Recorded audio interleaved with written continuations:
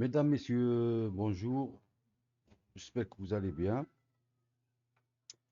Nous allons voir dans cette nouvelle vidéo un nouveau cours un peu particulier qui consiste au détail de un certain détail de construction navale un peu particulier euh, qui est la construction des bateaux en polyester, c'est-à-dire fibre de verre renforcée de résine. Nous savons tous que la construction navale dépend euh, d'un choix, euh, d'un choix stratégique dans la construction qui est le matériau. Alors, il y a des bateaux en acier, il y a des bateaux en bois, il y a des bateaux en polyester. Et il y a des bateaux en aluminium. Il y a d'autres types de matériaux un peu particuliers qui sont rares, mais qui existent actuellement. Les nouveaux, les nouveaux matériaux tels que la fibre de carbone et bien d'autres.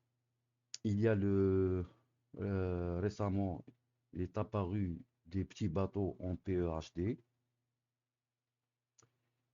euh, qui est un plastique carrément, HDPE ou bien PEHD, et qui s'avère très résistant pour des petites embarcations, bien sûr, et très efficace pour certaines vedettes. Bon, euh, ce choix que j'ai fait sur les bateaux en polyester, j'ai fait ce choix aujourd'hui car la plus grande flotte de plaisance et de pêche, notamment de pêche, et des bateaux utilitaires tels que les bateaux de servitude et bien d'autres, euh, de sport nautique par exemple, et de loisirs, sont construits en polyester à cause de son élégance, de sa propreté et aussi de sa sécurité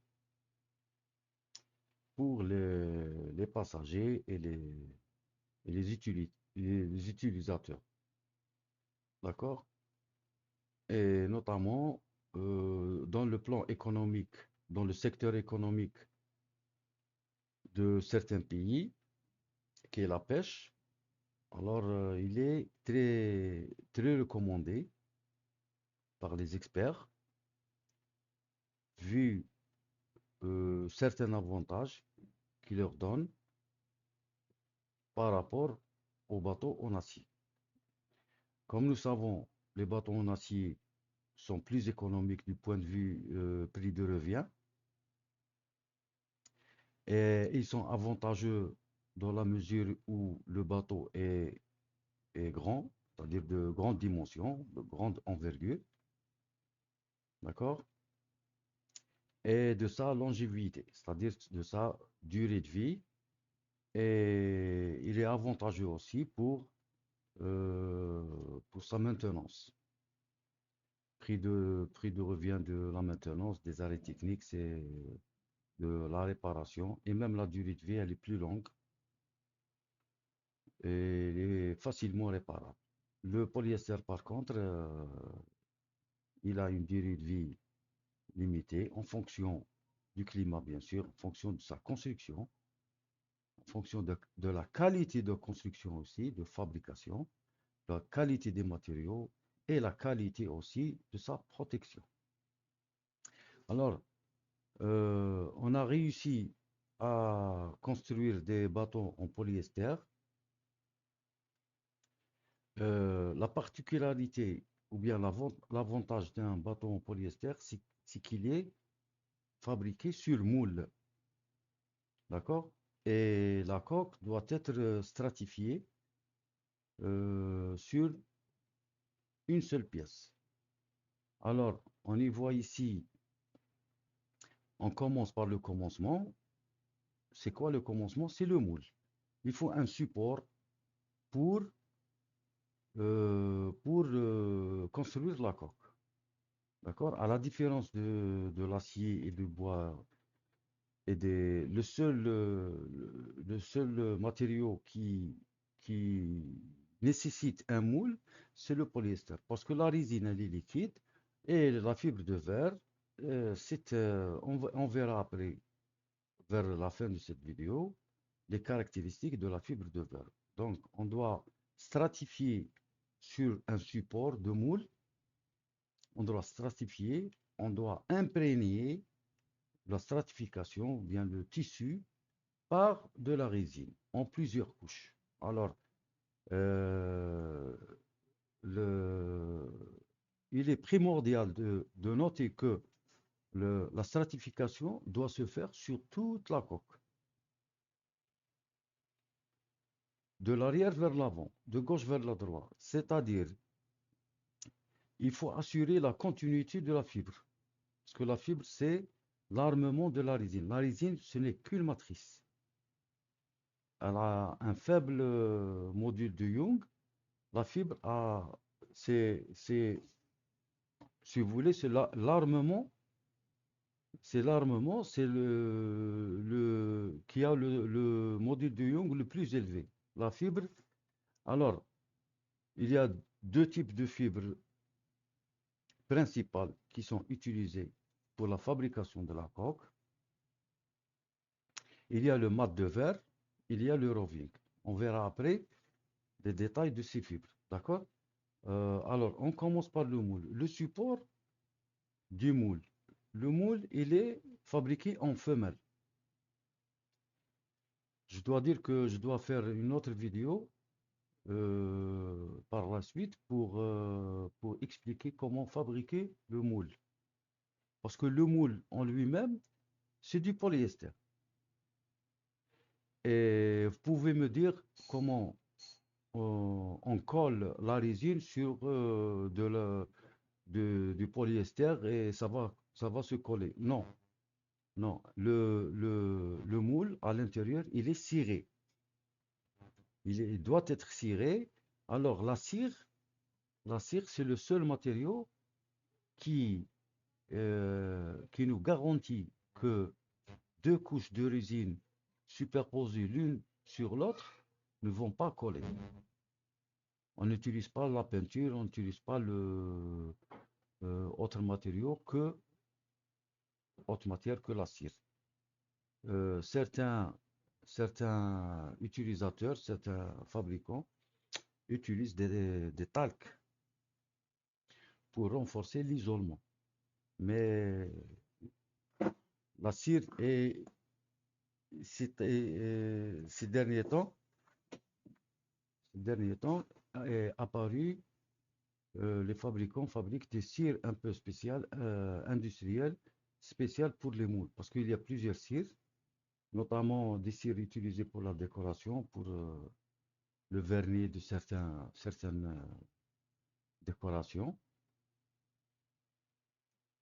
Bon, personnellement, je l'ai essayé, ça a marché, mais euh, pas aussi meilleur que les cires destinées au moulage. Il y a des cires spéciales qui sont un peu chères, mais ils sont destinés pour le moulage du polyester. Alors, le moule doit être ciré de l'intérieur. Vous voyez ici le moule d'un chalutier, d'un bateau de pêche, un grand bateau de pêche. Déjà, sur le plan symétrie, vous voyez qu'il est divisé en deux. Il doit être divisé en deux. Vu le gabarit, vu les dimensions, vu les poids, le moule doit être divisé en plusieurs parties pour la manutention, pour le démoulage aussi.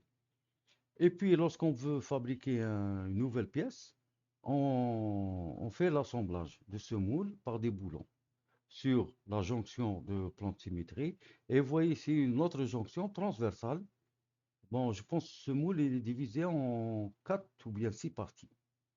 On voit sur la figure de droite. Ici, il y a une jonction. elle est finie par du mastic. Ici, il y a une jonction aussi. Alors, normalement, il doit faire 4 ou bien 6 parties, ou bien des fois, lorsque la longueur est très grande, on peut prévoir plusieurs parties. Plusieurs parties en fonction de l'hangar, de l'atelier, en fonction des moyens de manutention, la grue, le crack, etc., le pont roulant. Et puis, vous voyez ici ces taches-là, c'est du mastic. Bon, après démoulage, il y a des accidents, il y a toujours des dégâts. Des fois, la résine avec la résine, ça colle. Et puis, lors de ce démoulage, ça détériore le moule de l'intérieur. Et ça prouve que ce moule, il a beaucoup travaillé parce que, vu les défauts ici, alors tout simplement, on les finit par du mastic et du, du papier émeri, ou bien ce qu'on appelle le papier vert. Et puis, on cire. On n'oublie pas, il ne faut pas oublier de cirer. Il faut cirer. Il y a des techniques de cirage bien particulières. Normalement, c'est des professionnels qui font ça. Le cirage, déjà, bon, si vous voulez, il faut une main-d'œuvre qualifiée pour ça. C'est des professionnels qui ont de l'expérience. D'accord? Et on assemble le moule. Donc, la figure de droite, on voit un échafaudage suspendu. C'est-à-dire, c'est un échafaudage de l'intérieur. Il doit être suspendu. On doit marcher sur... bon, le moule, préalablement, il est nettoyé, il est ciré. Donc, il faut faire attention de marcher à l'intérieur. Il faut mettre des protections. Alors, vous voyez ici, on commence à faire la première couche. Bon, puisque il y a des dessins, il y a des logos, bien des écritures, la première couche, elle est faite avec du gel coat. C'est pas de la peinture, c'est du gel coat. Le gel coat, il est coloré, bien sûr, en blanc, en noir, rouge, jaune. Il y a toutes les couleurs, mais c'est du gel coat.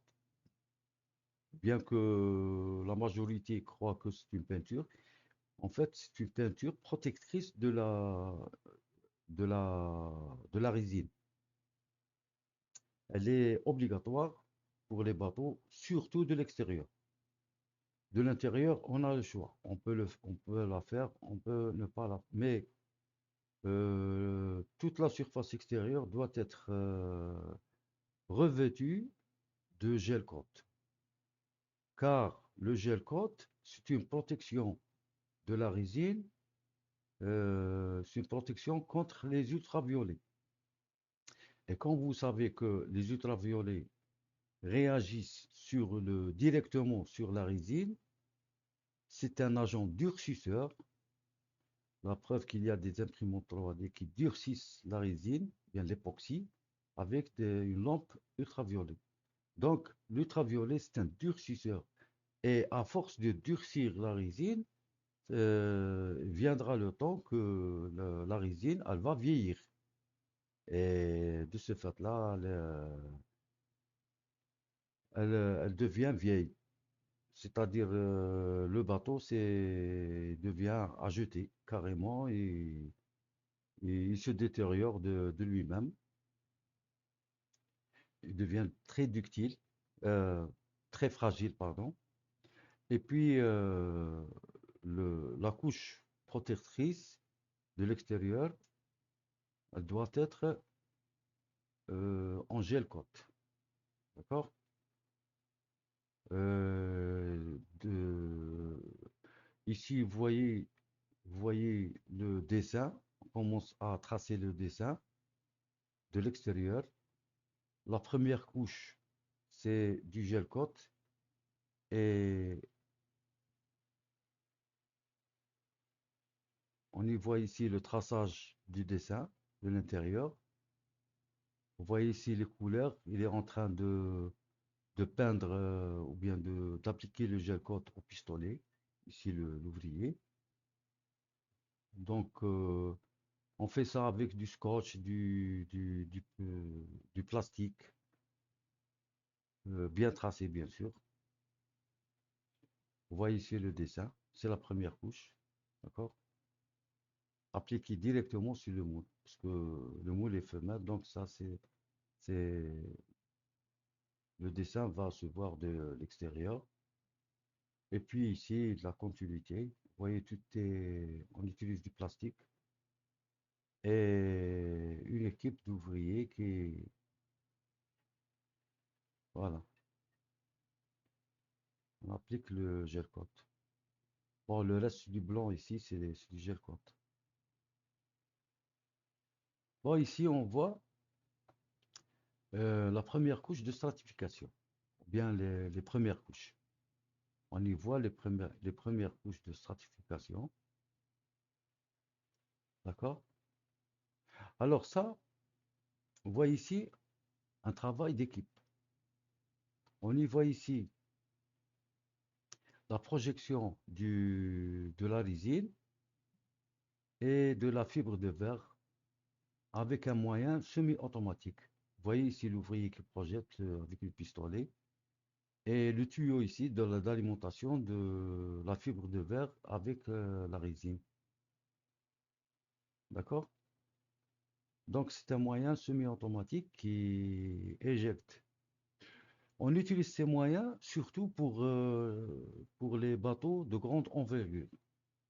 C'est-à-dire pour faire une couche déjà, une couche sur ce moule, une couche complète depuis l'avant jusqu'à l'arrière, normalement une couche par 24 heures. Et on la laisse se polymériser suffisamment pour ajouter la couche suivante. Donc, entre les deux couches, normalement, c'est en 24 heures. Pour dégager la chaleur, dégagement de la chaleur, pour avoir une polymérisation suffisante. D'accord? Alors, j'ai oublié d'évoquer un problème qui est courant chez les producteurs, chez les fabricants de ces types d'embarcations. C'est que le gel coat, il est un peu particulier. Le gel coat, il est, si vous voulez, s'il n'est pas bien dosé en produits additifs, le catalyseur et le durcisseur, il risque de se friser. Se friser, c'est comme se détériorer parce qu'il n'a pas atteint une polymérisation suffisante. Alors, dès l'application de la première couche de la résine sur du gel coat, ce problème peut survenir. Alors, on doit s'assurer exactement que, on doit s'assurer que le gel coat a suffisamment durci. On lui donne le temps nécessaire de la polymérisation. D'accord? Alors, pour cela, normalement, dans l'atelier, on doit prévoir un petit coin dans l'atelier, un petit laboratoire, et on prendra des échantillons pour des essais. On fait des dosages, des petits dosages bien sûr, sur 100 grammes, 200 grammes, 500 grammes de gel coat par exemple. On ajoute des produits additifs, on mélange et on applique sur une surface, d'accord? Et on attend la réaction du produit, c'est-à-dire de la polymérisation.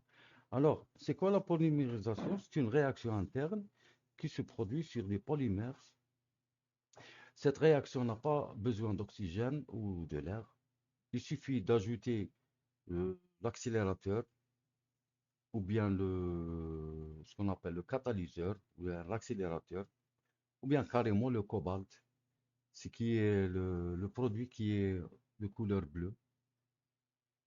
D'accord? Normalement, 5 grammes maximum par kilo. Et puis, on ajoute le durcisseur, le deuxième adjuvant, le durcisseur qui permet de durcir. Normalement, lui aussi 5 grammes par kilo maximum. Donc, ces dosages-là sont prépondérants, sont en fonction de la température ambiante. Le principal facteur, c'est la température, donc la saison. Donc, il y a une différence entre l'été et l'hiver. Et le climat, aussi le pays. Donc, il faut faire des essais euh, de- en temps réel, d'accord? Bon, je peux pas vous dire qu'il faut des essais tous les jours, mais au moins une fois par mois pour s'assurer de l'influence du changement de température saisonnière dans ce pays. Et puis faire des températures, faire des essais et attendre, voir le temps de polymérisation. La polymérisation d'un polymère, ce qu'il faut savoir, c'est qu'elle dure plusieurs semaines. Mais il y a un seuil. Le seuil, c'est le seuil du polymère, le seuil de la polymérisation, c'est un pourcentage tel que le polymère durcit suffisamment pour rajouter sur lui une deuxième couche. D'accord? Donc, tant que la résine, par exemple, ou bien le gel coat, on a appliqué le gel coat, il est encore mou, encore en gel, il ne faut pas se permettre d'ajouter une deuxième couche sur lui alors qu'il n'a pas suffisamment durci. Il faut attendre qu'il soit durci pour rajouter sur lui deuxième couche, troisième couche, etc. Donc, le tour complet du moule sur la coque, on applique une couche. Donc, il faut arrêter le travail et attendre 24 heures, tel que la résine soit durcie ou bien polymérisée suffisamment et dégager les gaz tels que le styrène, etc., de la polymérisation, et dégager la chaleur pour rajouter deuxième couche, les couches suivantes, troisième couche, etc. Donc, à chaque couche, à chaque tour, il faut attendre 24 heures. Dans la pratique, on fait 24 heures. Selon les réglementations telles que le Bureau Veritas, on recommande 12 heures. Mais pour s'assurer très bien de la marche du travail, on effectue une couche, on ferme les portes de l'atelier et on s'en va. Le lendemain, on rajoute deuxième couche, troisième couche, etc. Donc ça, c'est très important parce que ça peut détériorer toute la couche de gel coat et les conséquences seront graves. Les problèmes qui vont survenir sur la détérioration ou bien le frisage du gel coat sur le bateau, alors pour enlever ça, ça fait beaucoup de pertes de temps et économique. Donc l'avantage d'un moule, déjà, c'est le temps de fabrication. On y voit que le support, la forme, on va pas, elle est prête, elle est ajustée, il suffit de projeter de la fibre de verre pour obtenir une coque. Donc l'avantage, ça, c'est par rapport à l'acier, au bois, c'est que dans un temps record, on peut fabriquer un bateau le plus rapidement possible par rapport à tous les matériaux. Bien sûr, pour la fibre de carbone, hein, ça va de soi, parce que c'est toujours la fibre de carbone est fabriquée sur support, toujours un moule. Donc, on y voit ici la projection du mat de verre. Bon, ça c'est du mat. On va voir le roving. Le roving, il n'est pas projeté. On ne peut pas projeter le roving. On va voir la différence et pourquoi on utilise les deux, le roving et le mat. Ici, on projette le mat avec la résine. Les autres, on va voir qui sont en train de débuler ou bien ébuler. Bon, ça, vous voyez ici, bon, l'échafaudage suspendu. On voit ici des rouleaux. Je pense que c'est du roving. Je pense que c'est des roving. Voilà, des rouleaux qui sont prêts à être utilisés. On voit ici le reflet de la résine ici. C'est déjà stratifié. C'est déjà stratifié ici, sur la coque.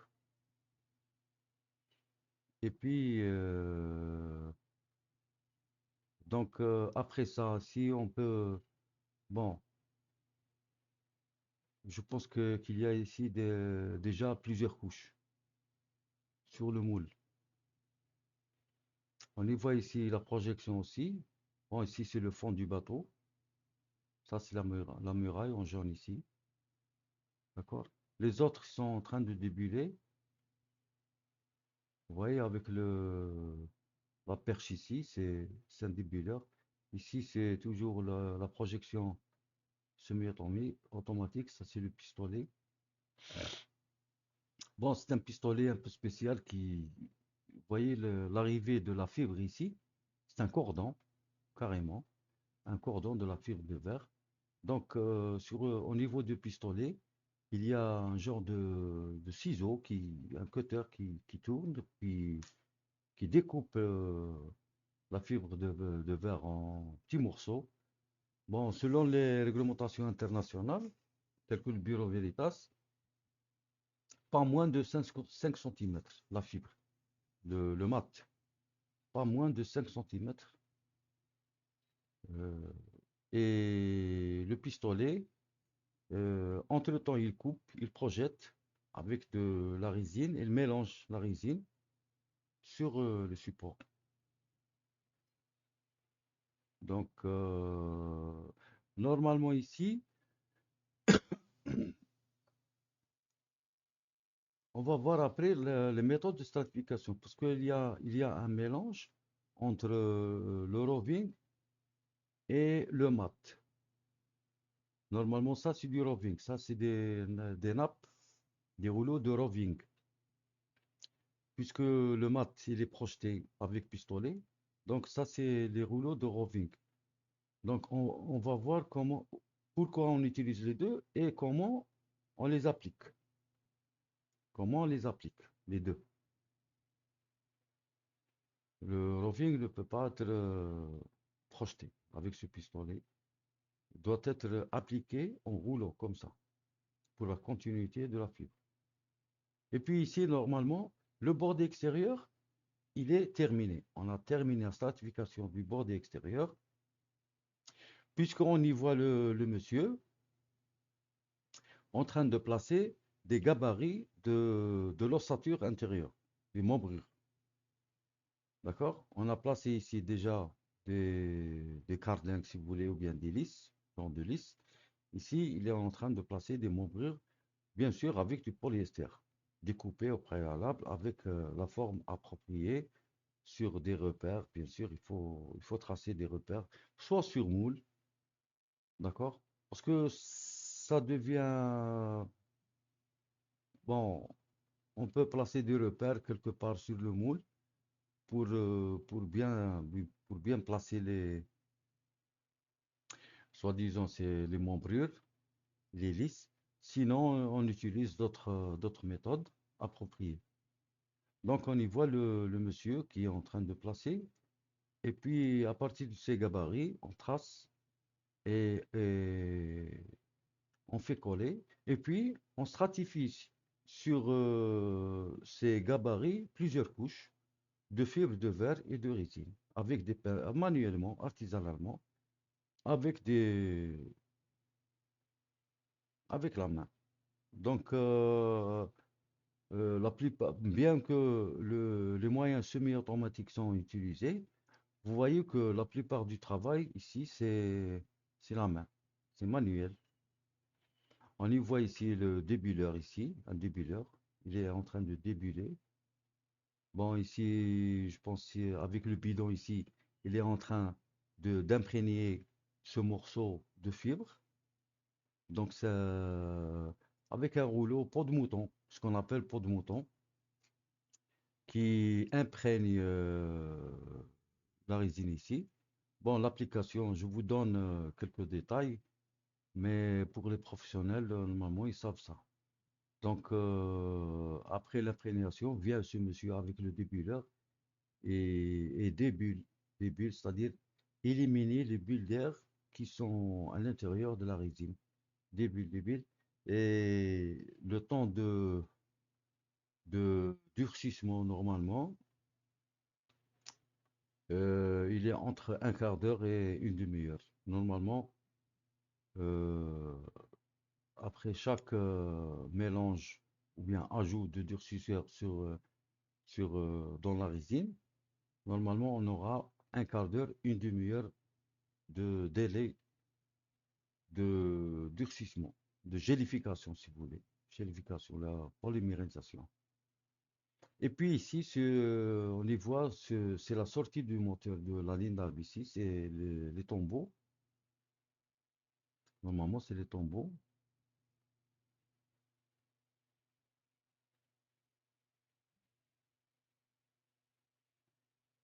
Ah non, les tombeaux, non, c'est l'étrave, je pense.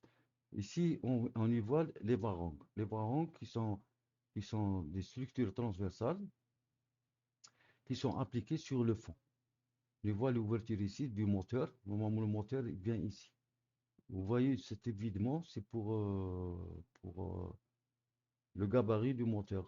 C'est c'est pour laisser place au carter du moteur. D'accord? Ici, sur une varangue, on y voit une varangue en bois massif pour renforcer notamment cette région-là sur le fond. Il faut renforcer la structure avec du bois massif. Et bien sûr, ce bois massif, il est imprégné de résine, plusieurs couches de polyester pour tenir place. Parce que vous savez que le bois il se marie très bien avec le polyester. Et puis la suite, on y voit ici, c'est les tombeaux, bien sûr. C'est les tombeaux, normalement, c'est le tableau arrière. C'est la sortie du fond, la sortie de la ligne d'arbre vers l'arrière. On y voit ici un fût de résine qu'on utilise avec des bidons plastiques, maximum de 5 kg, bon, avec des produits additifs. Tout ça, ça reste artisanal, c'est un travail manuel à l'intérieur du moule. On y voit ici l'emplacement, la sortie de la ligne d'arbre ici sur les varangues, vers l'arrière.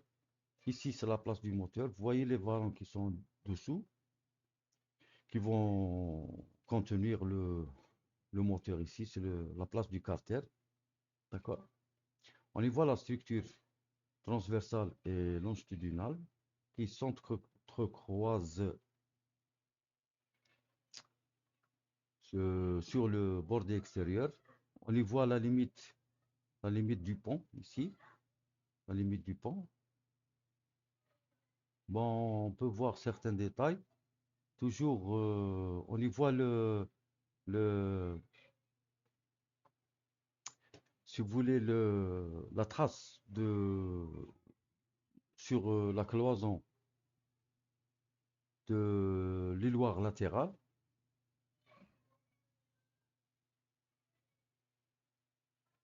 Et puis, donc ça, c'est fini normalement. La structure intérieure, elle est finie. On y voit les cloisons. On y voit les cloisons. On voit la trace du pont. Donc, la coque, elle est continue sur toute la longueur, sur toutes les parties. Elles doivent être faites d'une seule pièce. La certification doit être complète sur toute la longueur et jusqu'à la pavoie. On y voit ici la pavoie, la trace de la pavoie jusqu'au haut. Ici, c'est la trace du pont. OK?